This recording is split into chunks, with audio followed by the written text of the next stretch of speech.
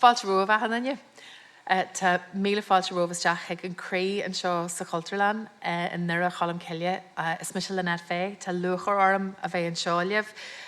It's St. Bridget's Eve, and there are plenty of stories to come on this podcast about our female patron saint who was also a pagan goddess.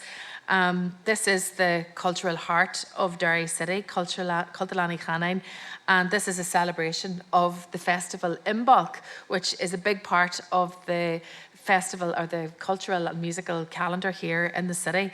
It's also a celebration of St. Bridget this weekend and the start of the Celtic Spring. I think you can feel it in the air, particularly with the weather we're having at the minute. We're springing out of the darkness on this podcast anyway. Stay with us for the next hour or so, and we're going to have loads of music and great chats about Bridget, the goddess, the saint, her symbolism, about Imbolc, the energy that this time of year brings. And we're going to start with some rockin' tunes. We have two jigs now, The Cat's Meow and Rock the Boat, from a trio from UU McGee, Kermish Fáilte and Ishrif, Catherine Heaney, Saoirse Barber, agus Orla Corrigan.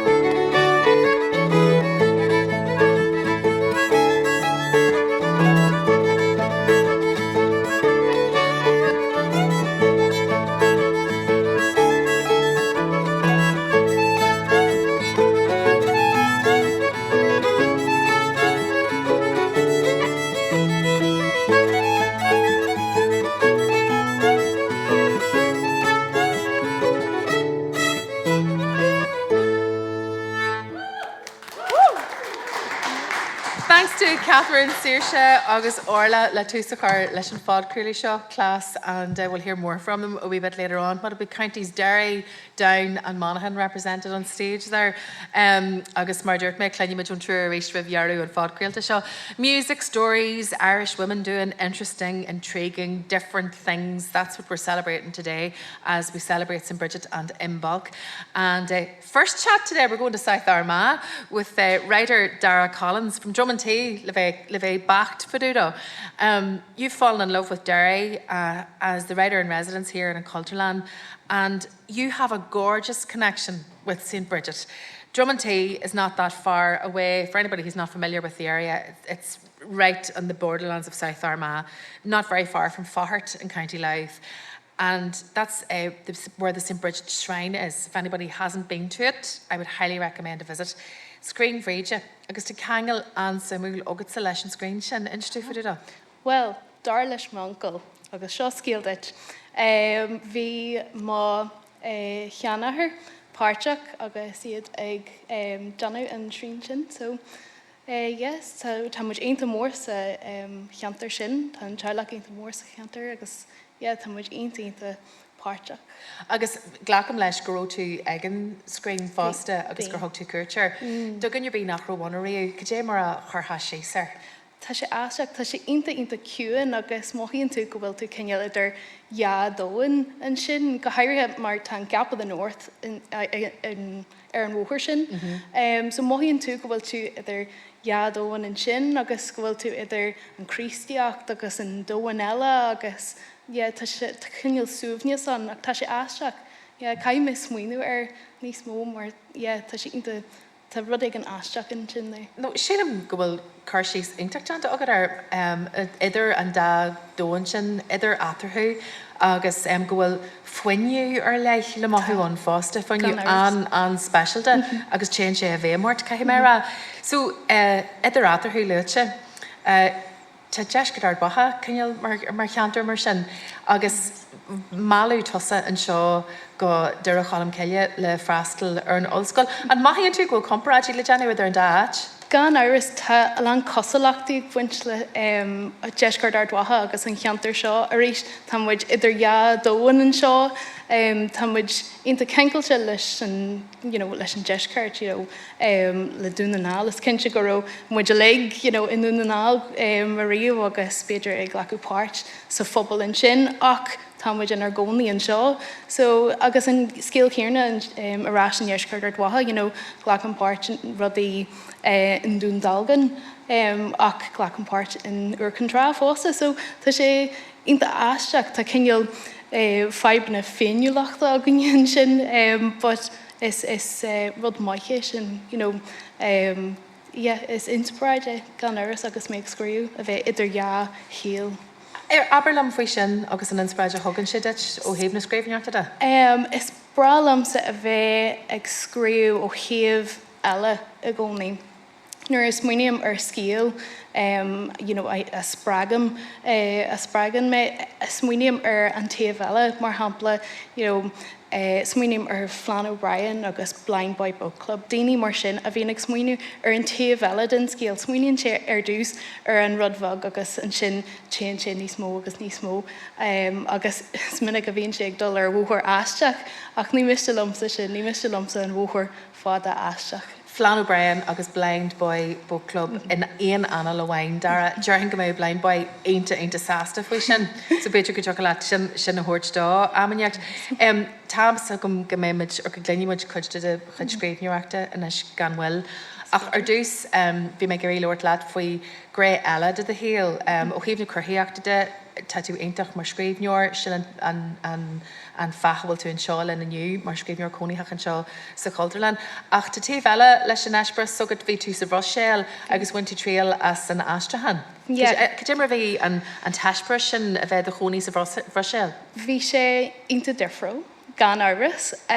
Chaid me se golóir amainn sin ag gastrú don Intas Europach.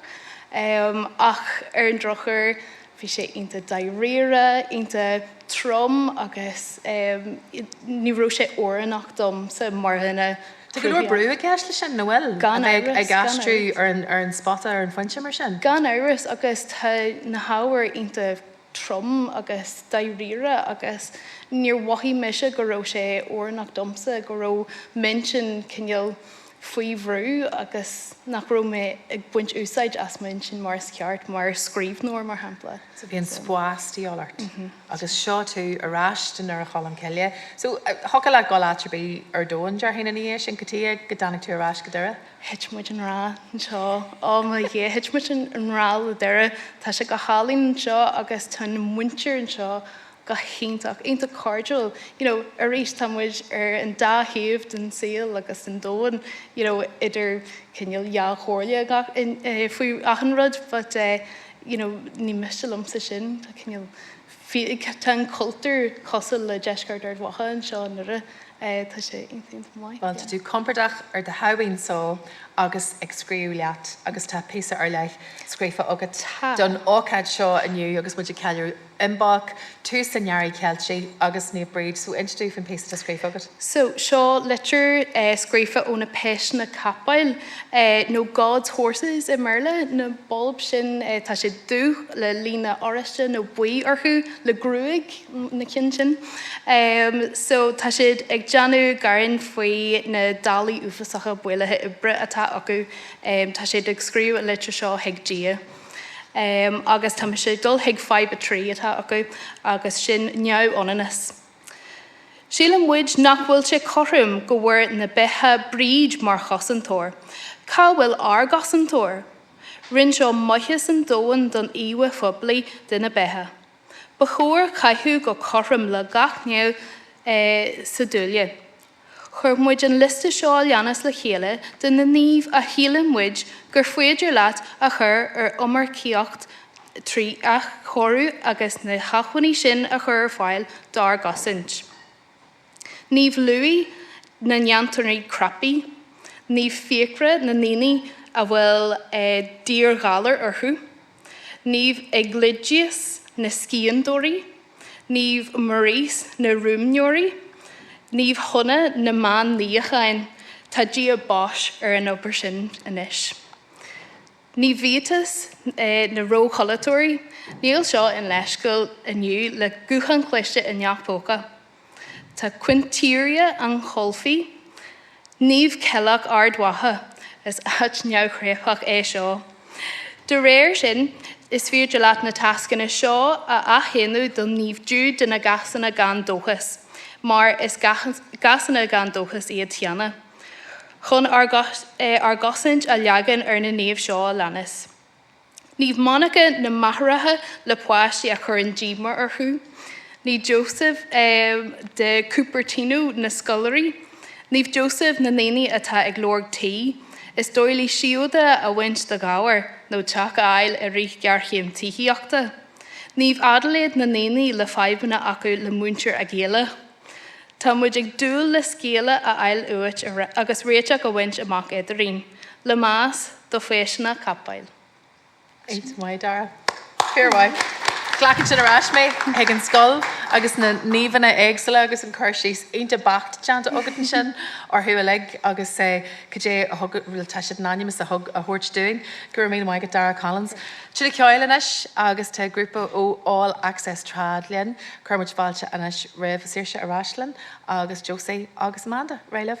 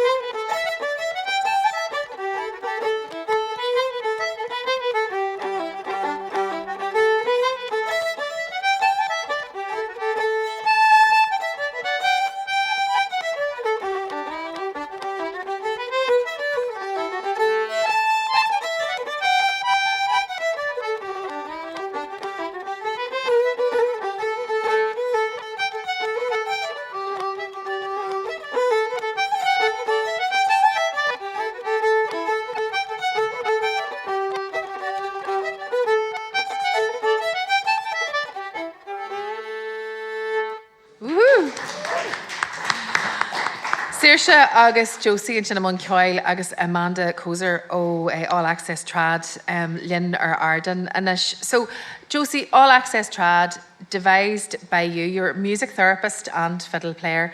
What was the thinking behind it? I think it was devised, I suppose, by Peter, Doherty and Eileen.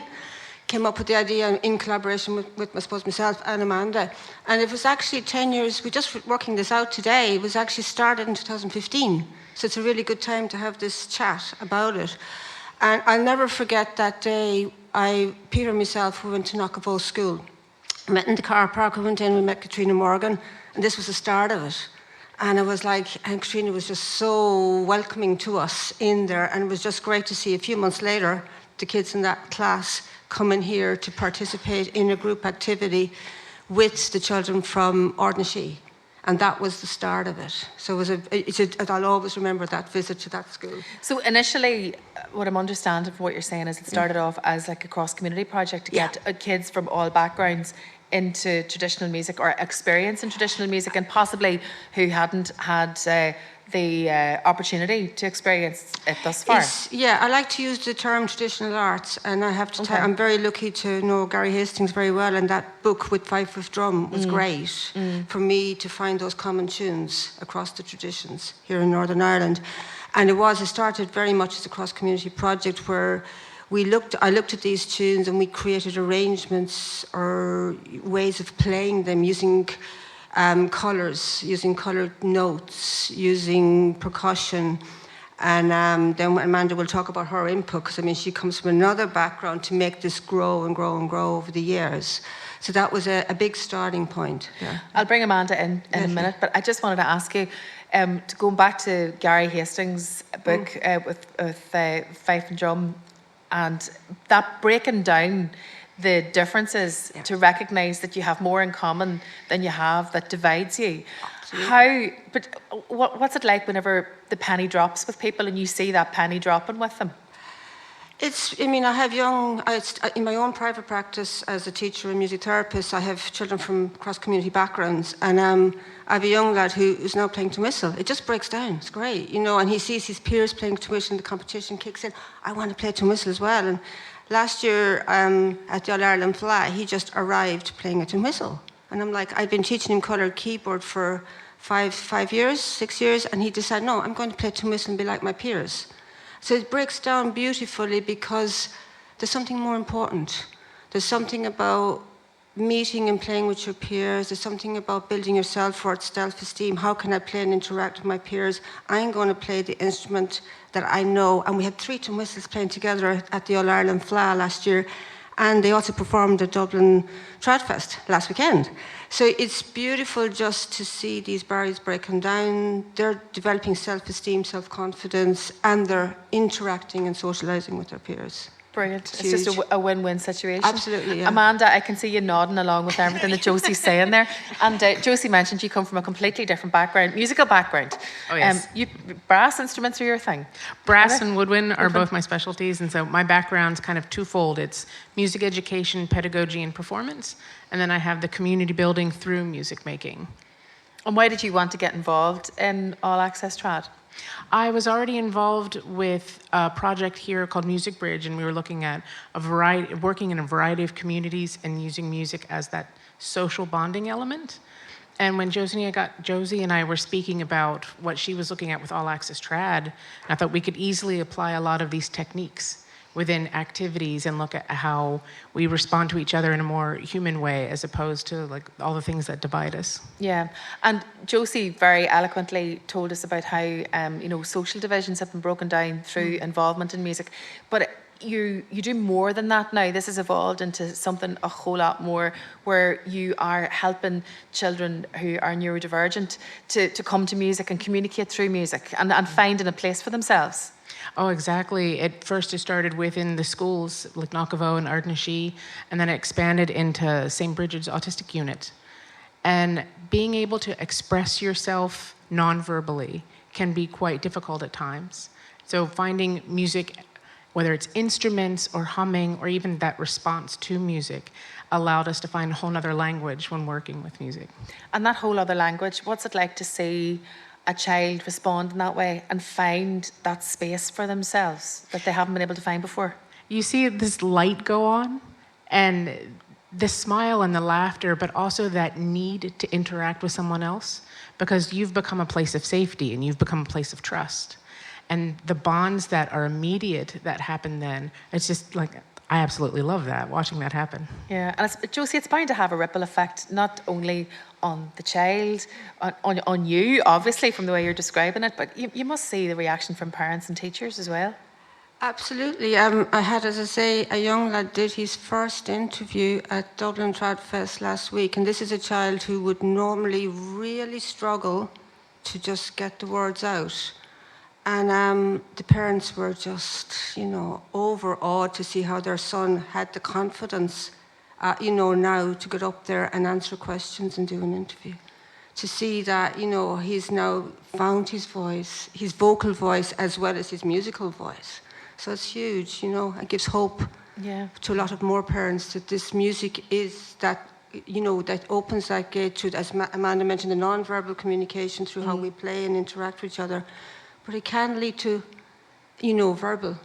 Getting, I want to talk as well, more. But as magical as that is, what you have just described, it's a gift that money just can't buy. Money is an obstacle to the work you're doing, funding, constantly seeking funding, searching for funding.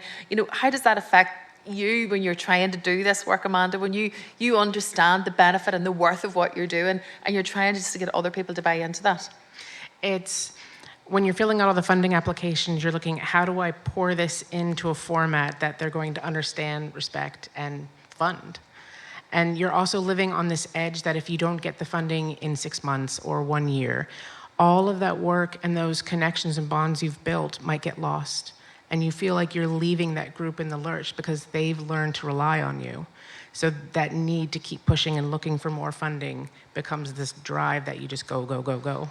And 10 years on, Josie, 10 years is an amazing milestone. And then whenever it clicks that indeed you have been doing this work for that amount of time, where do you want to take this next?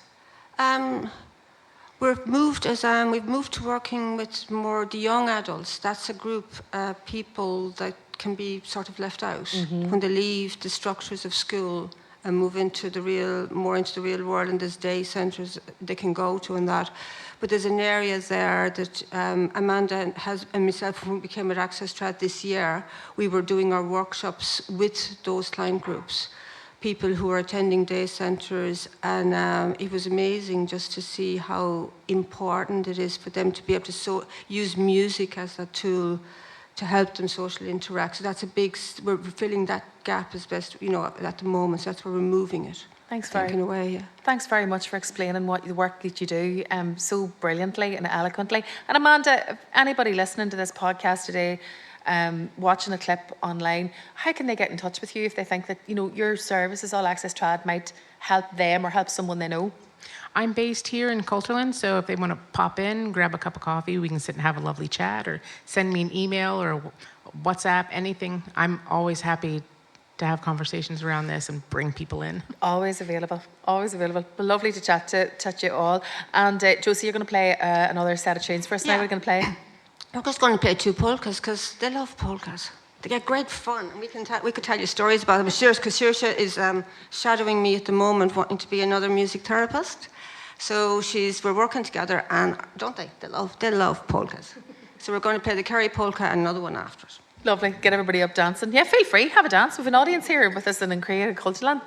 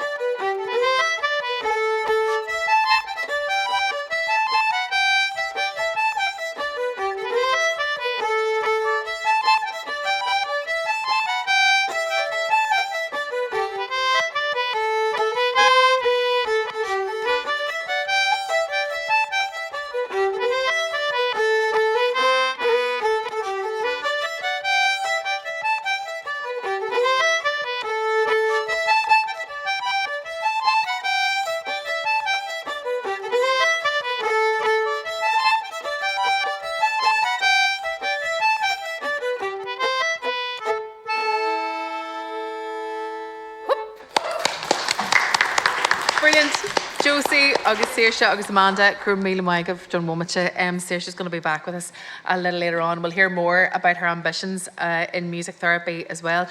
Well, Táid Beo ag Imbolc Fhéile a chur an fáilte chruthítheach spliodrach rih an Ceilteach agus tá anéile ar bon an seo in nura le blianta mar bhí mar rá ar bháilean sin tá mar chud den díalan inis. And 1st of February, St. Bridget's Day. St. Bridget was born, as we mentioned earlier, in Fahart, Condé Lú. It's believed that she was born on the 1st of February and also that she died on the 1st of February.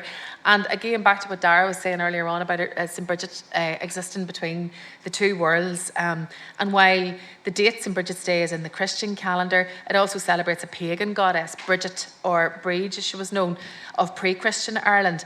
And then the feast day, February the 1st, marked Imbolc, the festival of spring, because making saints' days in line with pagan festivals was seen as an easy way and an easy transition from folk religions into Christianity. And if you look at the calendar, the whole year is lined out like that. So there's much symbolism about St. Bridget's Day as well. We'll all know about the St. Bridget's crosses, which are made in many ways with the rushes. Mary Delargy's here to tell us about another one, though. Brat Bríde, Mary. The Brat Bríde, if you know the story about St. Bridget, she actually is very much a woman ahead of her time, or probably back in the day, she wasn't quite as radical as looking at sort of, you know, the way things changed, where sort of 18th, 19th century, even early 20th century here in Ireland, women go into really a backward state of life that goes with the times and have a completely different place.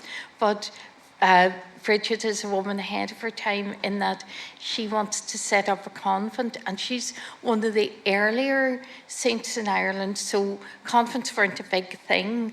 And she goes off and obviously has to get someplace to put it. Goes down to Kildare because that's where there's a chieftain who she knows she can approach. And there's various versions of the story as to who the chieftain was that she asks for the land, but he isn't entirely receptive to the idea of these Christian women, because most of Ireland is still pagan at the time, and he's a pagan chieftain. So he says to her, well, yeah, you can have a bit of land, but only the amount that your cloak will cover, which isn't exactly going to sustain a convent. So she whips off the cloak, throws it out, and it gets bigger and bigger and bigger until it covers most of County Kildare. And that is the Brat Bríde, and she has the huge land for her convent. She's able to sustain about 100 women living there and living close to a monastery, so there is a whole interaction between the two places. But the idea of the Brat Bríde grows up over the years, and instead of there being a whole cloak, because obviously that's not exactly practical in the 21st century, there is a cloth, a small cloth that you can put outside at night. If you put it out tonight, we've got a few here. There's one for everyone in the audience.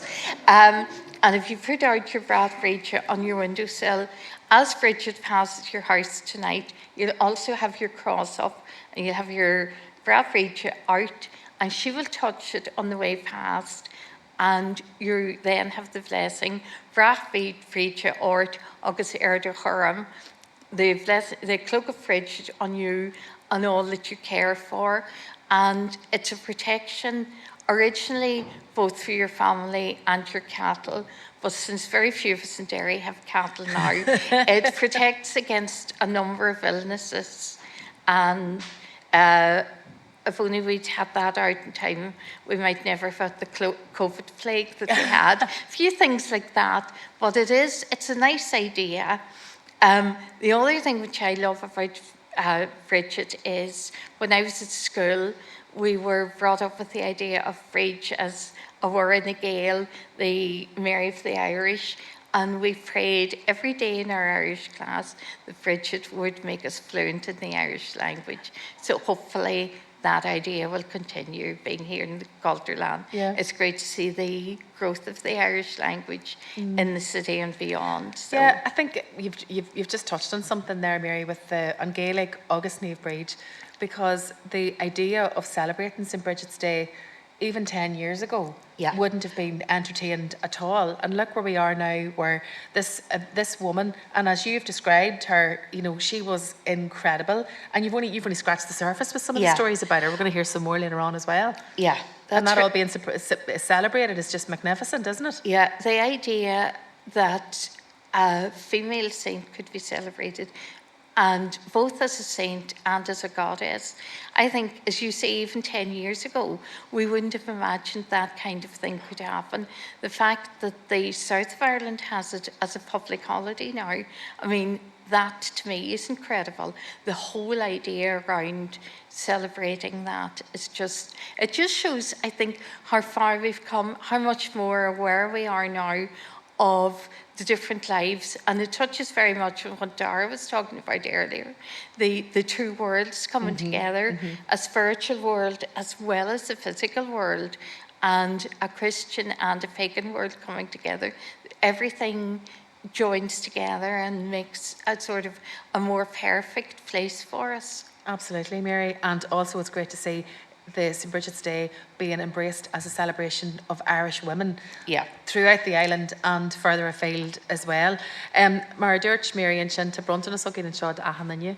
We do have a little gift for everybody. You can take a piece of cloth with you, throw it on the bush tonight, and St. Bridget will pass it, and that will provide protection for you and your family for the rest of the year. Bhí tusa caintear an scoil in sin agus gurgéisih bhhuara na ggéal. Neve Bríd is Kevin Lumsa sa Gaeltacht Guru tradition in sin fásta. In the Gaeltacht na Donegal, Irish speaking areas of Donegal, I remember Banatee, the woman of the house, saying that St. Bridget's Day was very special, and they have prayers and things they do. Basically, you open the front door and you open the back door. So she passes through the house as well.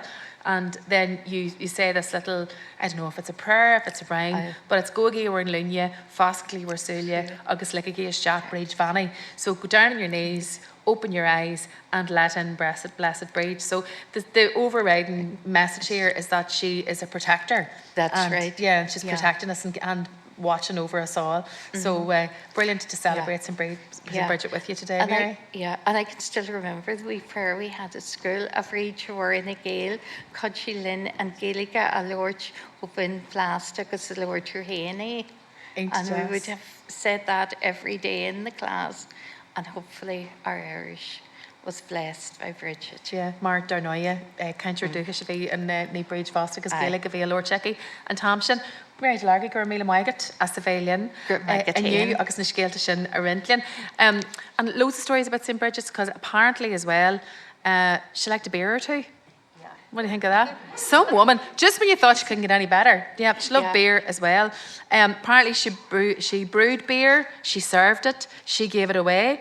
When she didn't have it, she made beer from water. Like, what a woman. Loads of legends tell about the brewing prowess of St. Bridget, including turning the bathwater to beer, beer for churches. There's a story that Easter was approaching and herself and the community had only one bushel of malt, one vat and 2 tubs for making ale, but there were 18 churches expecting them to produce this brew. And then in response, she ordered the mashing to be performed in one of the tubs, and then from there, the wort to be quickly transferred to the other tub in order to ferment. And instead of the normal weeks of waiting for the yeast to ferment the beer in this tale, St. Bridget was able to speed up the process, and the instant ale was quickly sent on to all the churches. So just said to have provided enough beer for 18 churches from a single barrel.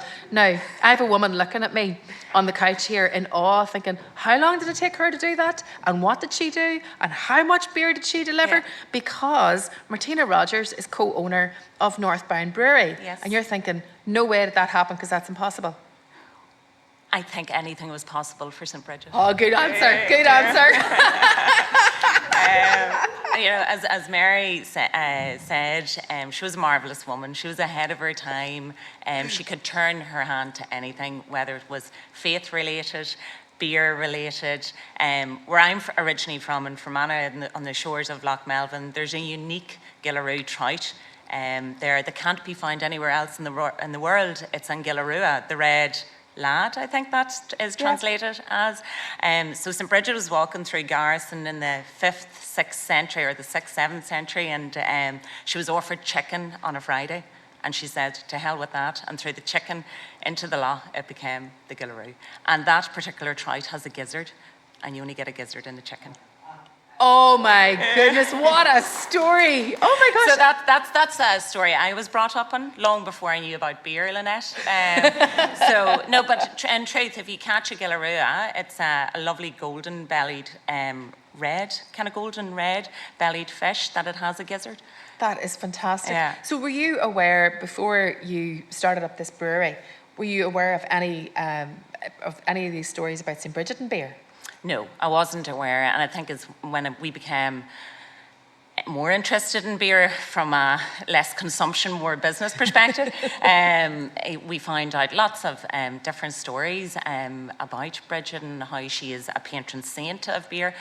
Some of the stories that you mentioned as well, where she turned bath water into beer for clerics who were attending, I think, a leper colony. Yes, she seemed to be kind of a woman well ahead of her time, and I think if she was here in Derry in 2025, I'd definitely go for a beer with her. You'd want to be her best friend, wouldn't you? And is there a magic about the making beer process and the process of making beer? Yes, there is, and I think relevant to St. Bridget's time was that when we think about beer making, it wasn't commercialised, it was a chore, and probably another chore as a woman, whether it was tending the kids or the animals, it was another chore. And the reason that it was consumed was because water wasn't safe. And in the beer process, you boil the wort, which kills any bacteria, making it safe for consumption. So in terms of, there's lots of different magic touches in beer about when you add the different ingredients. My husband uses the analogy that it's like an orchestra. It's about the timing of the music. It's about the timing of when you add the ingredients and which ingredients that you use.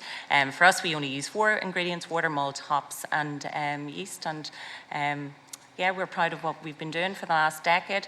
We've been really grateful for the support from Unculturland. They've recognised that it's nice to support a small local family business, it's maybe as opposed to the bigger commercial brands. So it's been great. The support that we've had locally has helped us survive and thrive. And what was it about beer and what that made you and your husband want to start a brewery and to make beer as a business, as a family business, providing your income?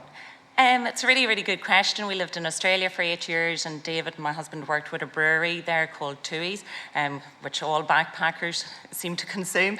And then we always had the idea of returning home.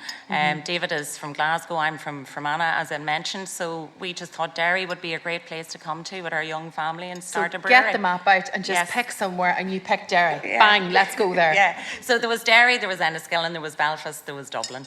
Derry won the lotto? Yeah, and Derry won it. There's actually a spreadsheet, which sounds really horrific, around quality of life. And I think what drew us to Derry was that there wasn't a brewery there. The beaches of Donegal, because we'd lived in Bondi in Sydney. So I think it was quality of life, and there was an opportunity. And we've never looked back. So what are the biggest challenges of trying to run a small brewery making craft beer? I think the biggest challenge is possibly, at the moment, is the cost of ingredients, energy. That would affect our cost base. And then equally, we're trying to pitch ourselves against the bigger commercial brands who have a lot more, I guess, marketing power, buying power than we have. So we're asking consumers to think, I suppose, thoughtfully about what you're going to drink, where it comes from, and we believe we taste a lot better as well. Our beers taste a lot better. Well, you would say that. But where beer is concerned as well, though, we should drink this type of beer particularly responsibly because it's very, very high in alcohol, isn't it? Yes. With craft beer. Why is that? I think it's because we want to give more flavour, more body to consumers, I guess, and just give them a wee bit more value for their money when we're asking them to spend maybe £5, £6, £7 on a pint of craft beer. We just believe that a little bit stronger is better. Yeah, and with a little bit stronger, then you take your time with it and really experience it, don't Yes, you? so it's about consuming a few nice beers as to maybe 10 bland ones. Yeah, there you go. I think that's a win-win for everybody, isn't it, really? Yeah. You're good at the marketing as well, then? Well, I don't know. I try my best. Martina Rogers, well, she's here. For those of us who are listening, Martina is here with her Northbound T-shirt on, and she has a bottle of beer sitting in her hand as well. So there you go. But I don't have one for everyone in the audience. Oh, and that's okay. I'm glad you said that, not me. That makes you the baddie. And I just notice here it says whiskey aged beer Banrian. So why is this the Banrian, meaning the Queen? Yeah, so no, good question. We took one of our core beers, and it's 4.5% in alcohol content, and it aged for 3 years in a whiskey barrel, which is Lafroig, comes from the island of Islay. So Islay is affectionately known as the Queen of the Hebrides. There you go. That's gorgeous. Okay. Yeah. So you've got a lovely warming whiskey aged beer with a nice peaty aftertaste. Very nice indeed. Northbound you go. Banrian. Oh, look, she's giving it to me. Oh, now everybody's coming running to the stage here. Oh, look. Gurmila Maigat, Martina, lovely to talk to you. Martina Rogers from Northbound Brewery. Give her a round of applause, Bull of us. And Simul. To think about it, like, St. Bridget really got around, didn't she? She's got a story in Fermanagh, she's got a story in Fahart, and she's got a story in Kildare. Like, that wasn't bad going for the 4th century, was it? Yeah, no, she was well-travelled. Well-travelled woman. Well, we have 3 very well-travelled women sitting beside us here, back on stage for another musical performance. To Tríred, Ugin Agus and Turaki, a Golden Ceol in Ulskull Ollie McGee. So let's welcome back Catherine Heaney, Saoirse Barber, Agus Orla Corrigan.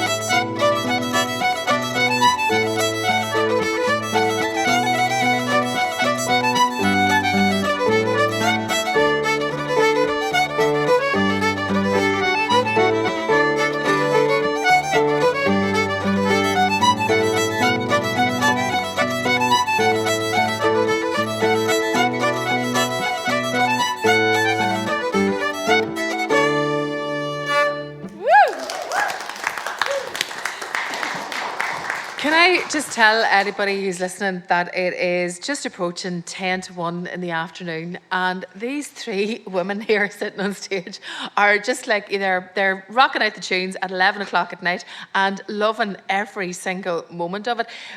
Orla, tell me about the tunes you've just played there, because it just feels to me that they're favourites of yours to play, because the three of you were just buzzing there throughout that set. Absolutely. Yeah, so we learnt those tunes at the trad ensemble that Lauren O'Neill takes for us in Ulster University.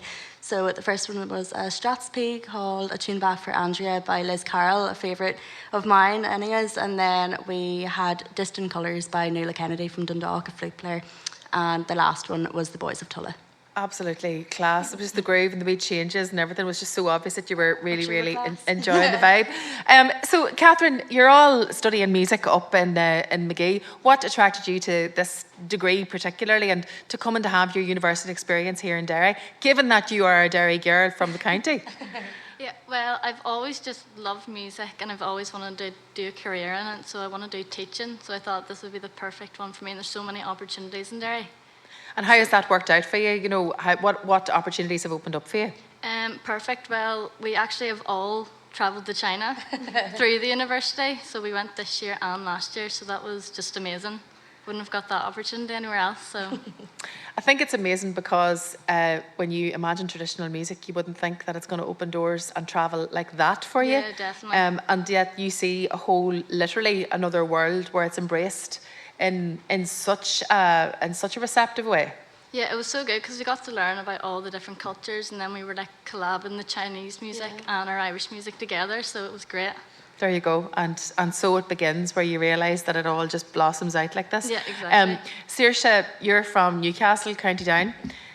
Newcastle Cultus then, a big branch and a big history there with traditional music as well. Why did you choose to play the concertina? Why did it speak to you? I actually started out playing flute with Seamus McKibben. And I don't know, I kind of was toying between concertina and harp for a bit. But I don't know, I listened to musicians like Micheál O'Reilly and Tom McGonigal and Lorraine O'Brien, and Tom and Lorraine were two of my teachers in the cultus, so it was just brilliant. I looked up to people like Niamh Fhéile as well, so there were so many opportunities, and yeah, I was so set on coming to Derry because I had loads of opportunities up here pre-uni. I was a part of the orchestra with Martin Terrace and Moya and all up here, so I feel like I really resonated with like the culture land. It's such a community, like we all feel like a family in here. Eileen and Peter look after us so well, so no, it's great. And like even the opportunities within uni, like going to China, you think that going to a different country, there's such a big language barrier, especially China. Like we did 6 weeks of Mandarin lessons, but even being How'd there, that go? not well. I thought you were going to say something. But no, like there's no language barrier when it comes to music. We were amazed. We done a lot of work with 2 different universities over there, and the students were able to pick up Irish traditional music so well, and like there was no language barrier there because we were all playing together, so it was great. Yeah, there you go, fantastic, just brimming with enthusiasm for the whole experience. And then Orla, you know, the Imbolc Festival then, having been at Magee now for the last number of years, you know, I've said already that this festival has just made itself part of the calendar here in Derry, further afield in the traditional music calendar. What's it like for you then, studying music in Magee? Is this the highlight? This is like Christmas? This is like Christmas. I love Imbolc. No, I remember growing up and looking up to all the musicians, like my cousins and all were up studying in Derry. And I remember coming up pre-COVID to Imbolc and to all the orchestras with Martin Terrace as well, helping out at that. And then even the Ryan Malloy orchestra, that I was a part of. And I remember going to the gigs and even Festival Club trying to sneak in and all this. But no, I loved it. Even now, like, it is really one of the highlights of the calendar year for us students. We love volunteering every year. So yeah, it's great. So you sleep through the whole of January just to have the energy then for this week then, basically? And then we sleep the whole throughout February to recover for the next year. Yeah, you were joking earlier on, telling me that you basically sleep in here. This couch is where you've slept now for the last wee while. You'll see me taking a nap on it later. Just let it So Orla, you've had a big year. I have. So let's tell everybody and share that you won the senior fiddle competition at the All Ireland. I did. That's just, I don't have to tell you just how incredible that is. Growing up as a young fiddle player in Monaghan, was it always an aspiration? You know, who would you have looked up to as a fiddle player? Everyone. Honestly, I've never really dreamt about winning the Fleadh. I was so like out of like normal, or I don't know, it was such a made up thing in my head that like it was never going to happen. Even like trying to win an Ulster title right now like is so difficult. So when I won Ulster this year, I was like, that's great, that's the Fleadh checked off the bucket list, like I can take my time now. And then obviously I went on, but no, I've really enjoyed listening to Donal McCaig at the moment, actually a good Scottstown fiddle player in Monaghan, so I'm loving him. But yeah, no, I think my kind of taste in music tends to change. I like to stick to one person until I get sick of them, and then I never want to see them again. So sorry, Donal. Well, I sense there that you're not sick of Liz Carroll so far. You played the first Strasbourg there, and it was gorgeous music, and she is just like a goddess. We're talking about goddesses today. Liz Carroll is definitely one of them. Catherine, what are the aspirations for you with music? Where would you like it to take you? I'd like just to be a music teacher and to give young people the opportunity to learn music and continue the Irish culture. Good for you. And Saoirse, we had Josie, and you were performing with Josie earlier on, and Josie did mention that you perhaps are thinking about becoming a music therapist. Yeah, I'd absolutely love to become a music therapist. Speaking about opportunities in Derry and like everyone that comes in and like everyone just wants to help and give you opportunities, but Amanda and Josie have been so amazing to me. They took me under their wing as soon as we came. We got the opportunity to do All Access Trad last year that Rob Casey set up through the uni, and from then it was just like go. We got to play in St Bridget's and Pilot's Row as well, and then ever since then it's just been like endless opportunities getting to go and do. I recently got to complete a project with Josie for the Ashling Murphy scholarship that she received this year. So she kindly invited me to come along and do that, and I just feel like so passionate, and it's so rewarding getting to go in and do all this. I remember in 5th year in school, my music teacher, she took me up to her dad's house. He had dementia, so we did. And he had been unresponsive for like 3 years, like was not speaking or anything. And she was like, just bring your concertina up and like play him a tune. And like he was like in his bed sleeping, and he was a music teacher his whole life. You could see his wee foot tapping in the bed. And just since then, I've been like a ripple effect of like just loving getting involved with everything. So fingers crossed, that's the path for me. I have a funny feeling you'll succeed, Saoirse. I don't know what tells me that. And Orla, could you do the tea and could you have a while at singing a list you Oh, Neil and Country. So Tom ag Jenna Stadger and Fhéile agus Fhéile an old school. Agus Beidir Neil and Country Gafoil, but Tom ag Saisig Bratner an Antis Mackley and Fhéile. So I might try and go for vice president. We'll see. The nominations are open now. So, but Neil and Country. Are you actually canvassing on this podcast? Is that what you're doing? Maybe I don't know. God, there's vote I don't think there are rules against that. I don't know. We'll check out later. We'll check out. But if Very good. Well, whatever you do, I wish you all the best. Orla, you're going to play something for us. Given that you are the current All-Ireland Senior Fiddle Champion, it would be remiss of us not to ask you to play something for us on your fiddle. So what are you going to play first? Corn Feet Bogum. I have a lovely hornpipe that I got from the playing of Ed Reevy, actually, a few recordings from County Cavan. So not too close to home, nearly, but it's called The Queen of Armagh, and then I have 2 reels. One that I played for the recall in the All Ireland, so I'm kind of afraid to play it. PTSD? Yeah, PTSD, honestly.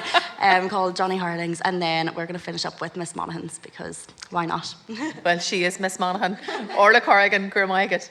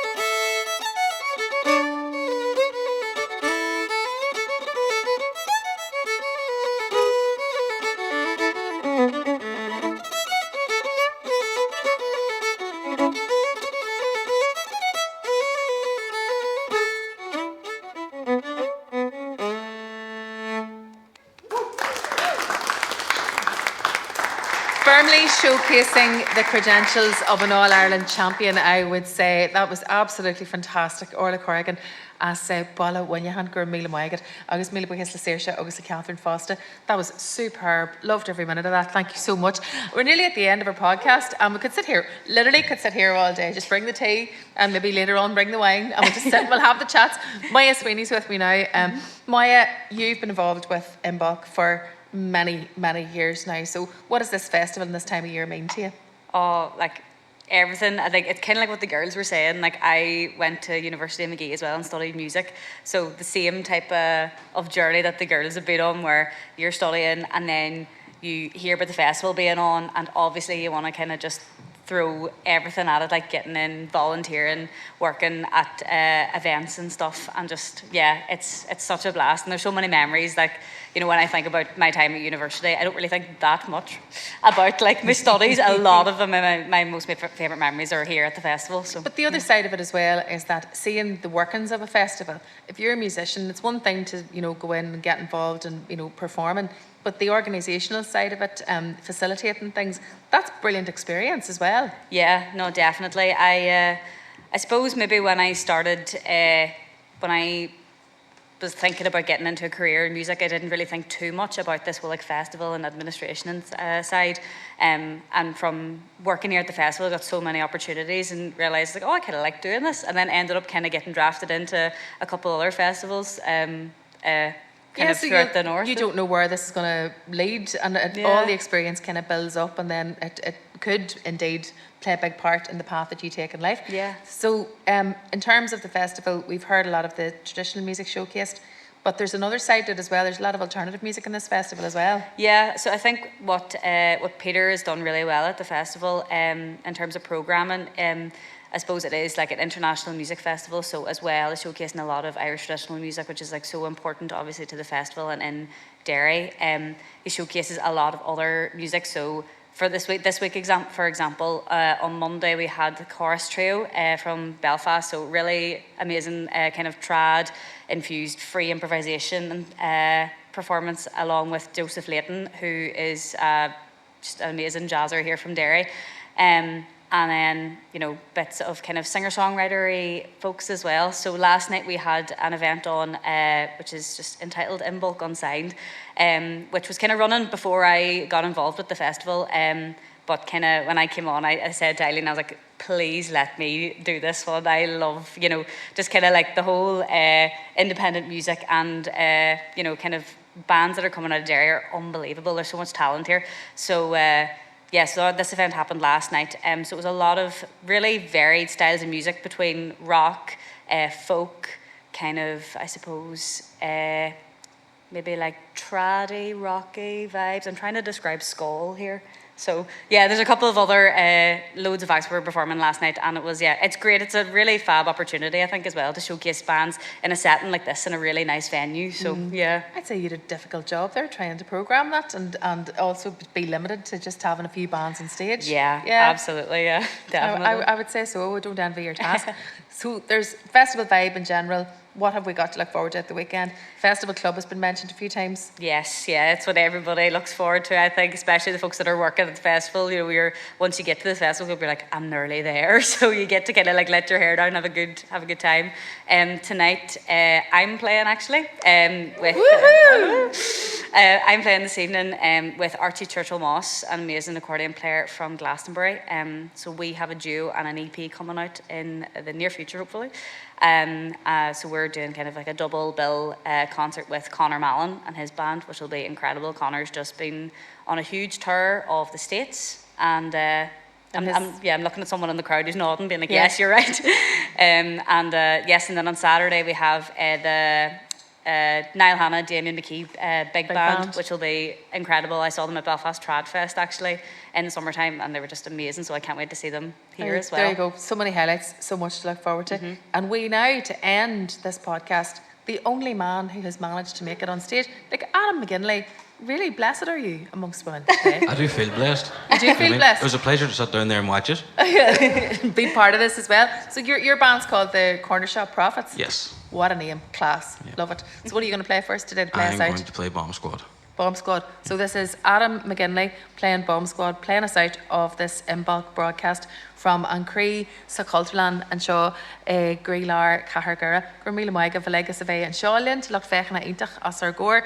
Míle buchas leis na híana ar fad. Hope you've enjoyed our flavour of this brilliant festival, which brings so many different parts of the artistic world of Derry and further afield together at this very, very special time of year, the beginning of February each year as we celebrate St. Bridget, the Celtic Spring in bulk and so much more. My name's Lynette Fay. It's been an absolute privilege and pleasure to be here today. Míle buchas le Eileen agus Peter sa Culturland as chomhroinnt orm a bheith seo imar mask.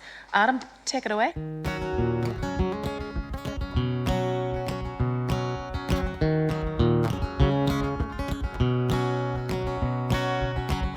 Some nights I'm more than a riot. Some nights I'm just a bomb scare. Some nights she's my crowd control. I guess I go off anywhere. I keep her saved as the bomb squad. I guess I need to run and hide. Keep her saved as the bomb squad. Guess I need to report my loss, and I'm getting myself together. You better stand clear, and I'm getting myself together. You best get out of here.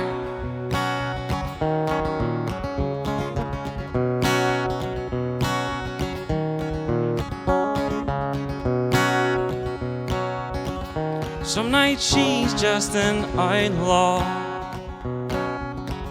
Some nights she's more than a synth. Some nights I have to enforce the law, 'cause I know she's not doing great. She keeps me saved as the sinner, 'cause she knows that I need saved. She keeps me saved as the sinner, 'cause I'm liable to misbehave, and I'm getting myself together. You better stand clear, and I'm getting myself together. You best get out of here.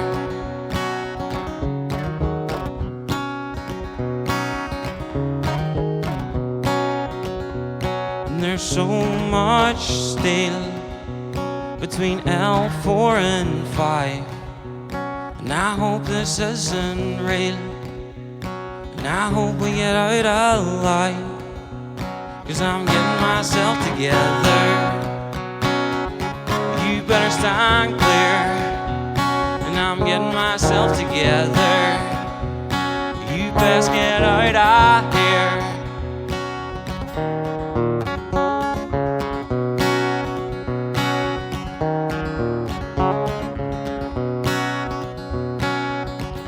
Keep her saved as the bomb squad.